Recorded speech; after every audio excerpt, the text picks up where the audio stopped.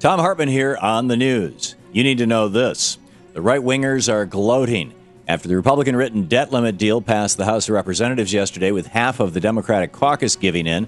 Republicans are soaking in their victory. The deal still has one final hurdle in the Senate with a vote set for noon today. But in an interview with CBS News, Speaker of the House John Boehner bragged that he got 98% of what he wanted in the debt limit deal. And Senate Minority Leader Mitch McConnell told Fox So-Called News that since the hostage-taking worked, he plans on trying it again soon.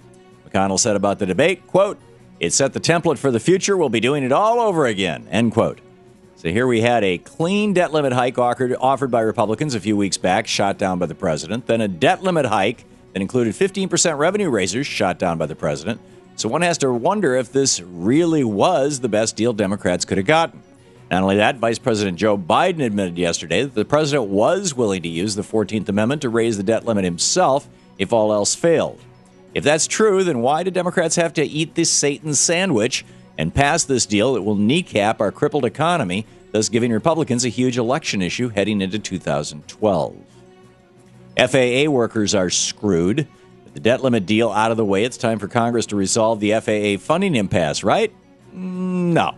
Instead of figuring out a way to restore full funding to the agency in charge of making sure our airplanes don't fall out of the sky, and also figuring out a way to get 4,000 furloughed FAA employees and 100,000 mostly unionized construction workers back to work, Republicans are going on vacation. That's right, they're taking 5 weeks off, meaning the FAA will be sputtering along through Labor Day while Republicans yuck it up in their home districts. With the FAA shutdown, airline safety inspectors are working extended hours without pay. Not only that, as Republicans scream about deficits, our government is losing about $200 million a week in uncollected airline ticket taxes.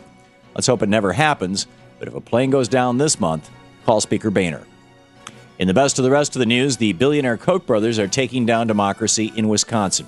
With recall elections just around the corner, the Koch-funded AstroTurf group Americans for Prosperity is reaching into their bag of dirty tricks to keep Republicans in power at any cost. The group is sending absentee ballots with late return dates written on them to trick Democratic voters in 2 districts where Republicans are facing recall. Flyers urge Democrats to turn in their ballots by August 11th, even though the election is August 9th.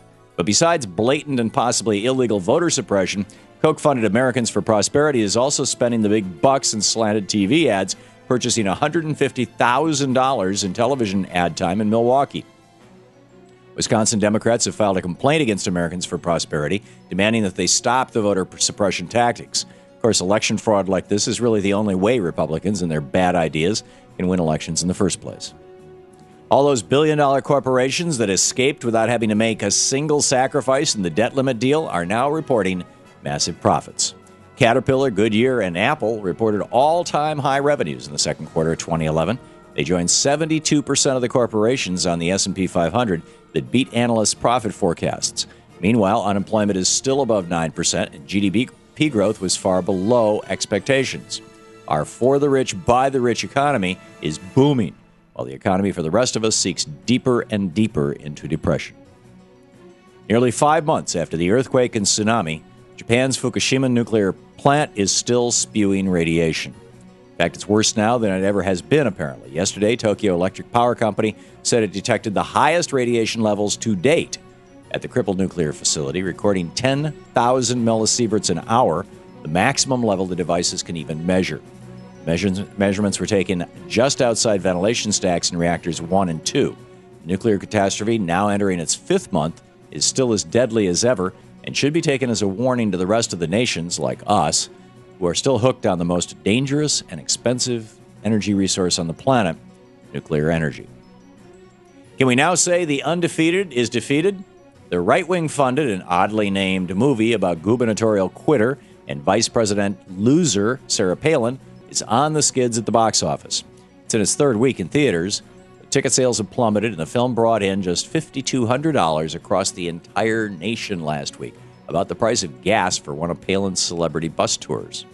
So let's add the undefeated to the list of right-wing box office flops this year, right alongside Atlas Shrugged. Crazy alert, friends like these?